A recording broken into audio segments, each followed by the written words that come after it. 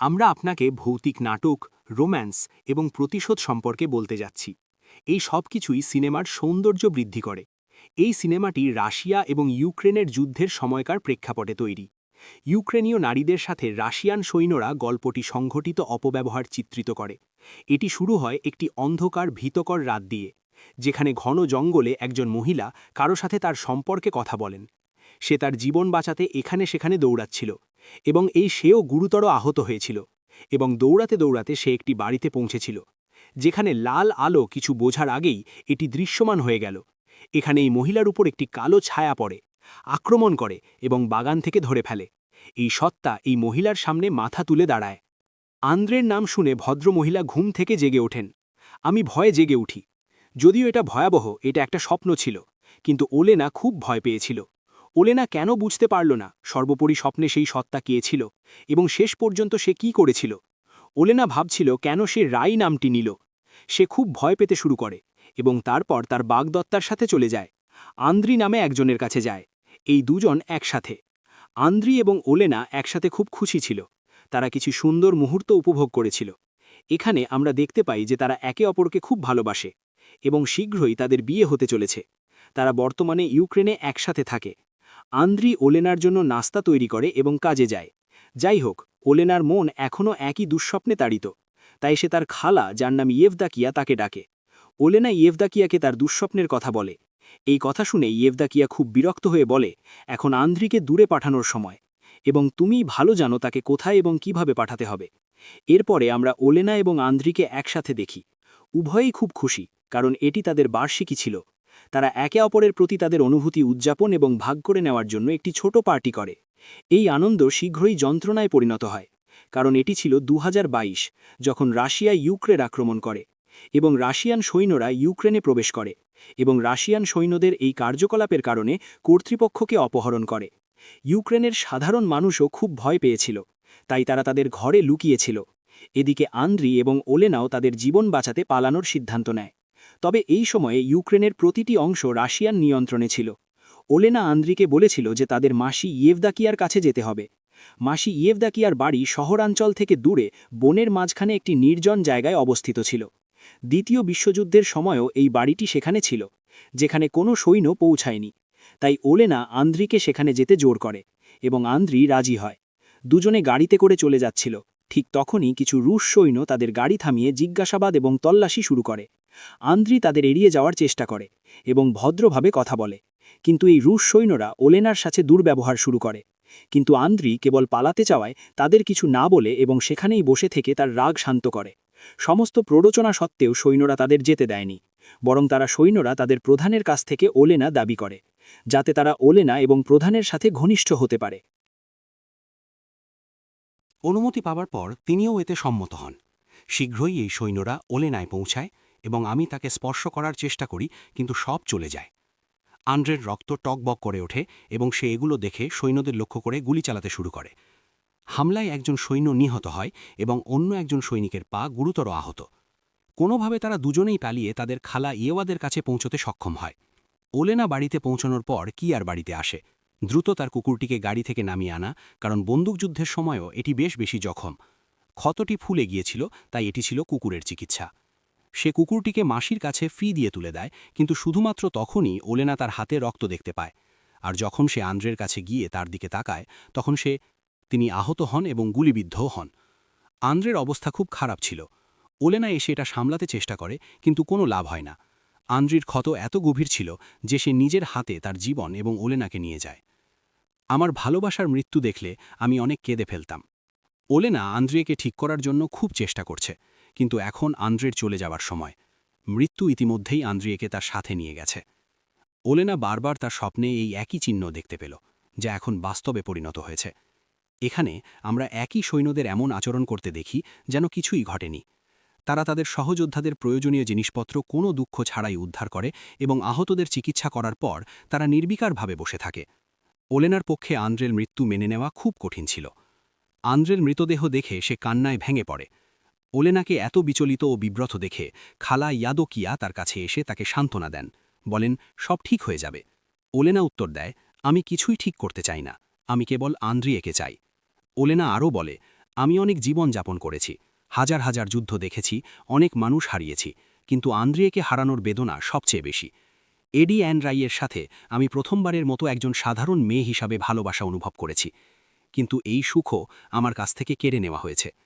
Olena সিদ্ধান্ত নেয় যে সে আন্দ্রিয়ের মৃত্যুর কারণই লোকদের শান্তিতে থাকতে দেবে না, বরং আমার উচিত তাদের ওপর অত্যাচার করে হত্যা করা এবং তাদের জীবনকে এত কঠিন করে তোলা, আমি তাদের মনে করাবো যে মৃত্যু জীবনের চেয়ে সহজ। এই বলে ওলেনা চলে যেতে শুরু করে। খালা ইয়াদো কিয়া তাকে আন্দ্রের মৃতদেহ দাহ করতে বলেন। সে একটি কুঠার নিয়ে ঘরের একটি গোপন দেওয়ালে যায়। সে কুঠার দিয়ে তা ভাঙতে শুরু করে। দেওয়াল ভাঙার পর সে জাদুকরি আয়নার সামনে দাঁড়িয়ে তার সমস্ত পোশাক এক এক করে খুলে ফেলে। এখানে আমরা দেখতে পাই যে ওলেনার উভয় কবজিতে ট্যাটু রয়েছে।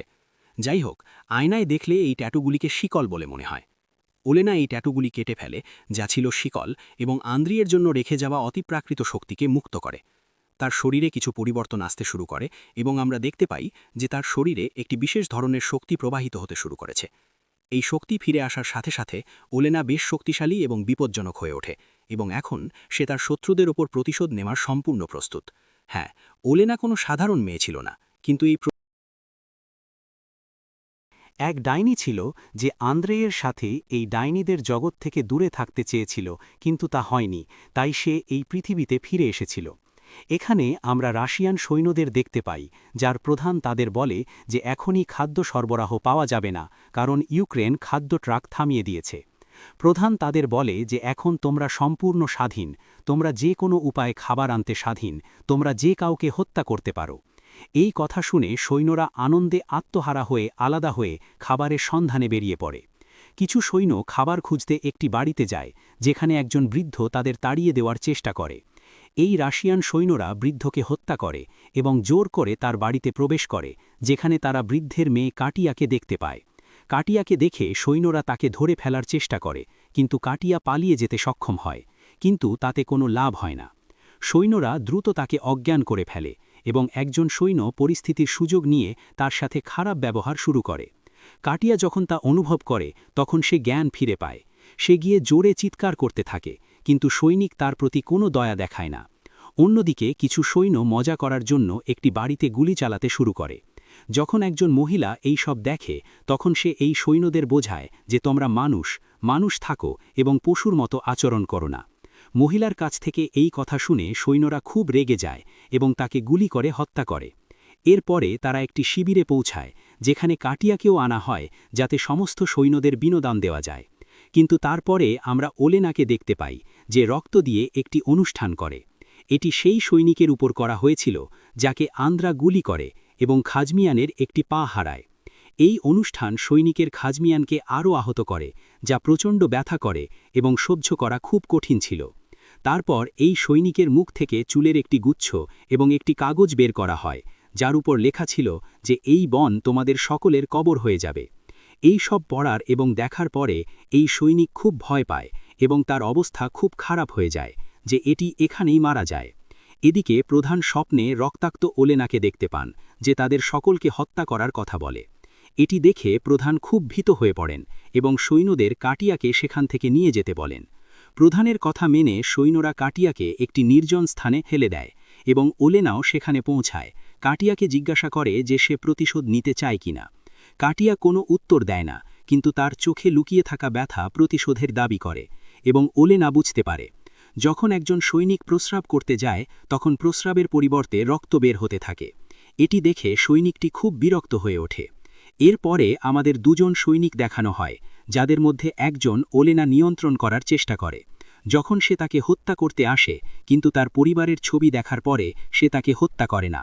পরিবর্তে সে অন্য সৈনিককে টাকা দিয়ে প্রলুব্ধ করে।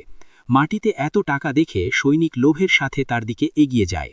পরের দিন সকালে যখন সমস্ত সৈনিক তাদের ফোন চেক করে, তারা সবাই একই বার্তা দেখতে পায়, যেখানে বলা হয়েছে যে তাদের কবর এই জঙ্গলে তৈরি করা হবে। এরপরে সমস্ত সৈনিক খুব ভয় পায়, কিন্তু প্রধান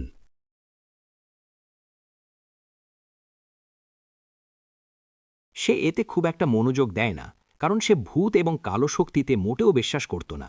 বরং প্রধান এটিকে শত্রুদের কৌশল বলে এবং সমস্ত সৈনিকদের সতর্ক থাকতে বলে। কিন্তু তারপর একজন সৈনিক সবাইকে বনের এমন একটি জায়গায় নিয়ে যায় যেখানে অনেক কাঠের পুতুল ঝুলছিল। এরপরে তারা তাদের একজন সৈনিককে দেখতে পায় যাকে একটি গাছের সাথে বাঁধা ছিল। তার চুল উপড়ে ফেলা হয়েছিল, তার ঠোঁট সেলাই করা হয়েছিল এবং তার পেটও ছিঁড়ে ফেলা হয়েছিল। এত খারাপ অবস্থা দেখে সবাই হতবাক হয়ে যায় এবং একজন সৈনিক তার বন্ধুকে বাঁচাতে এগিয়ে যাওয়ার সাথে সাথেই গাছের সাথে বাঁধা সৈনিকটি বিস্ফোরণে মারা যায়, কারণ ওলেনা তার ঠিক সামনে একটি বোমা ফাঁদ রেখেছিল। এটি দেখে সমস্ত সৈনিক সেই সৈনিকের উপর রেগে যায় এবং বলে যে তোমার এভাবে এগিয়ে যাওয়া উচিত ছিল না।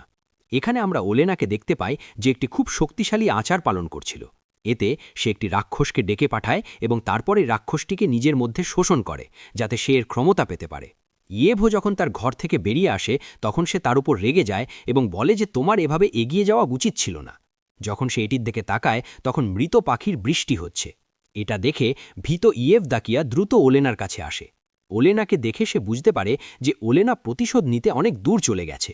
ওলেনার জন্য এটা খুবই বিপজ্জনক ছিল, তাই ইয়েভদাকিয়া ওলেনাকে বোঝানোর চেষ্টা করে যে যদি সে এখনই এটা বন্ধ না করে তাহলে তাকেও এক পরিণতি ভোগ করতে হবে। কিন্তু ওলেনা তা উপেক্ষা করে এবং বলে, আমার পরিণতি নিয়ে আমার কিচ্ছু যায় আসে না। প্রতিশোধের জন্য আমি যে কোনো সীমা পর্যন্ত যেতে পারি। আমি মরে গেলেও আমি দুঃখিত হব না। এই কথা শুনে ইয়েভদাকিয়া বলে, আমি তোমাকে ডাইনি বানিয়ে নতুন জীবন দিয়েছি, আর এখন তুমি আমাকে একা রেখে যেতে চাও? ওলেনা ইয়েভদাকিয়ার কথা শোনে না। এখানে আমরা একজন সৈনিককে দেখতে পাই যে তার ভক্ত মিলির একটি ছবি খুঁজে পেয়েছে। এই ছবিতে তার স্ত্রী এবং ছেলে রক্তে ভেজা ছিল, কারণ ওলেনা তাদের দুজনকেই হত্যা করেছিল এবং এই ছবিটি ব্যবহার করে তাদের হত্যা করার জন্য একটি অনুষ্ঠান পালন করেছিল। এটি দেখে সৈনিক খুব ভয় পেয়ে যায় এবং তার ভক্ত মিলিকে দেখতে বাড়ি যেতে জোর দেয়। কিন্তু মনে হচ্ছে প্রধানকে শহরে যেতে দেওয়া হচ্ছে না, তাই সে নিজেই ট্যাঙ্কটি নিয়ে বেরিয়ে পড়ে। কিন্তু পথে ওলেনা তার সাথে মনের খেলা খেলে এবং এই বিভ্রান্তিতে আটকা পড়ে সে তার নিজের 2 সহকর্মীকে ট্যাঙ্ক দিয়ে পিষে মেরে ফেলে। এটি দেখে অন্যান্য সৈনিকরা তাকে প্রচণ্ড মারধর করে, যদিও সে তাদের সাথে যুক্তি করার চেষ্টা করে, কিন্তু তারা তার কথা শোনে না। ইতিমধ্যে শিবিরে একটি বোমা হামলা ঘটে যা পালিয়ে যাওয়া সকলকে ছত্রভঙ্গ করে দেয়। একজন সৈনিক বনে প্রবেশ করে। সে সেই নির্দোষ মহিলাকে হত্যা করেছিল, তাই সে মহিলার সাইকেলটি দেখতে শুরু করে। তারপর মহিলার ভূত তাকে তাড়া করতে শুরু করে। সৈনিক তার জীবনের জন্য দৌড়ায়, কিন্তু তারপর প্রধান তার সামনে উপস্থিত হয়, যিনি তার কপালে একটি প্রতীক আঁকেন এবং বলেন, তোমার সময় এসেছে। অর্থাৎ প্রধান নয়, ওলেনা তাকে হত্যা করে। তাকে হত্যা করার পর ওলেনা নির্মমভাবে তার হৃদয় সরিয়ে বাড়িতে চলে যায়। যখন অন্যান্য সৈনিকরা তার মৃতদেহ দেখতে আসে তখন তারা হতবাক হয়ে যায়, কারণ তারা বিশ্বাস করতে পারে না যে শত্রু এত দূর যেতে পারে। এখানে একজন সৈনিক অতিপ্রাকৃত শক্তির কথা বলে।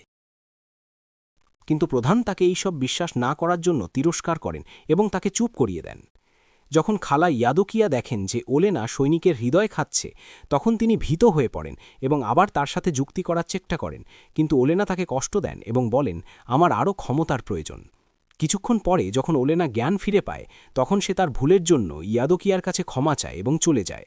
ইয়াদোকিয়াও ওলেনাকে ভয় পায়, কারণ প্রতিশোধ নেওয়ার চেষ্টায় সে কেবল তার আসল পরিচয়ই হারাচ্ছে না, বরং একটি দুষ্ট ডাইনিতে রূপান্তরিত হচ্ছে। সেই রাতে ওলেনা সৈনিকদের ক্যাম্পে যায় এবং সকলের জন্য একটি সতর্কতা রেখে যায়। পরের দিন সকালে যখন সৈনিকরা মৃত সৈনিকদের মৃতদেহ নিখোঁজ দেখতে পায়, তখন তারা আতঙ্কিত হয় এবং দ্রুত তাদের খুঁজে বের করার জন্য বেরিয়ে পড়ে।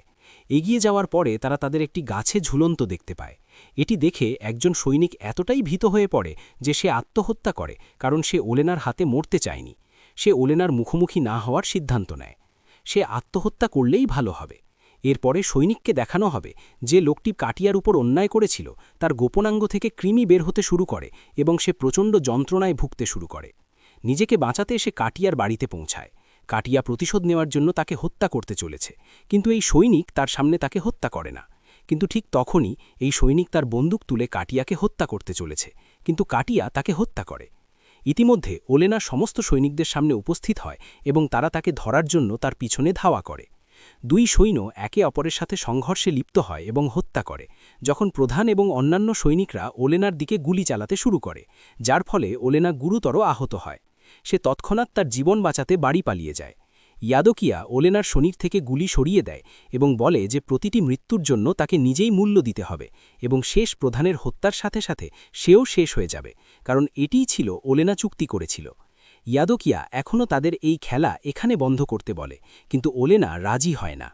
ওলেনা এক এক করে সমস্ত সৈনিককে হত্যা করে, কিন্তু প্রধান অক্ষত থাকে। পরিবর্তে সে ওলেনাকে ধরে তাকে নির্যাতন শুরু করে, কিন্তু তারপর আমরা দেখতে পাই যে ওলেনা তার পিছনে দাঁড়িয়ে আছে, অর্থাৎ যে ব্যক্তিকে সে যৌন নির্যাতন করছিল সে তার সৈনিক ছিল এবং এটি সবই ওলেনার কৌশল ছিল। ওলেনা প্রধানকে নির্যাতন শুরু করে এবং যখন মাসি ইভোকিয়া আসে তখন তাকে হত্যা করতে প্রস্তুত।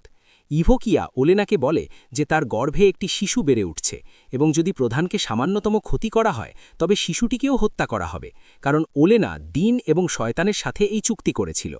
ইভোকিয়া ব্যাখ্যা করে যে এই শিশুটি ইন্দ্রির শেষ চিহ্ন, তাদের ভালোবাসার প্রতীক, এবং এই শিশুটি তাদের বেঁচে থাকার শেষ কারণ। এই কথা শোনার পর ওলেনা শান্ত হয়, কিন্তু প্রধান এখনও তার মনে থাকে, যা তার রাগকে আরও বাগিয়ে তোলে। যাই হোক, যখন ওলেনা তার কুকুরটিকে দেখে সে সম্পূর্ণরূপে শান্ত হয়। আন্দ্রেই এবং ওলেনা উভয়ই কুকুরটিকে ভালোবেসে লালন পালন করেছিল। ওলেনা অবশেষে বলে যে ক্ষমা করা সমাধান নয়, কারণ শেষ পর্যন্ত সবকিছু ফিরে আসবে। নান ইয়ৌকিয়া বলছে প্রধানকে হত্যা করার কোনো প্রয়োজন নেই, কিন্তু আমার আরেকটি পরিকল্পনা আছে। তারপর দৃশ্যটি প্রধানের দিকে চলে যায়, যাকে ইয়েভদকিয়া সম্পূর্ণরূপে পাগল করে তুলেছিল, এবং তার নিজস্ব সৈনিকরা এটিকে সমস্ত সৈনিকদের রক্ত বলে যায় এবং তারপর কারাগারে নিয়ে যায়।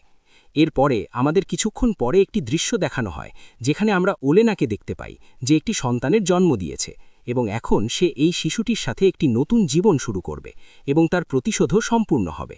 এবং এর সাথে সিনেমাটি এখানেই শেষ হবে। তাহলে এই ভীতিকর সিনেমাটি আপনার কেমন লাগলো?